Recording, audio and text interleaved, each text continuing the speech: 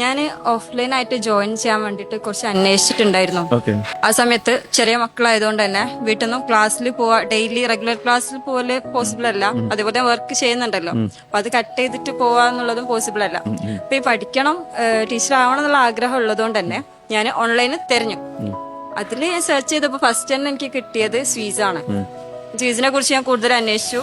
Okay, അതേപോലെ തന്നെ ഞാൻ ജോയിൻ ചെയ്യുമ്പോൾ എന്റെ 2 ഫ്രണ്ട്സ് കൂടി എന്റെ കൂടെ ജോയിൻ ചെയ്തു.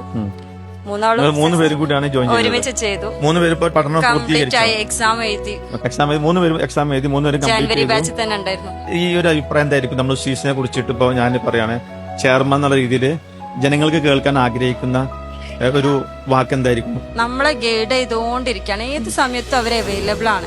നമ്മളിപ്പോ രാത്രിയാണ് ഒരു മെസ്സേജ് അയച്ച് എന്തെങ്കിലും ഒരു ഡൗട്ട് ചോദിക്കുകയാണെങ്കിൽ മെന്റേഴ്സ് അത് ക്ലിയർ ചെയ്ത് തരാൻ ടൈം ഫ്രെയിം ഇല്ല. 24 അവർ നമ്മളെ കൂടെ തന്നെ ഗൈഡ് ചെയ്യാനുണ്ട്. നമുക്ക് എന്തൊരു ഡൗട്ട് ഉണ്ടെങ്കിലും ഓപ്പൺ ആയിട്ട് അത് നമുക്ക് വലിയൊരു ആശ്വാസമാണ്. അതെ അതെ അതെ. കോഴ്സിൽ കയറി കഴിഞ്ഞ് നമുക്ക് ഒരിക്കലും സ്കിപ്പ് ചെയ്ത് പോകേണ്ട ഒരു അവസ്ഥ ഇല്ല, കാരണം അവർ നമ്മളെ ഗൈഡ് ചെയ്തുകൊണ്ടിരിക്കുകയാണ്.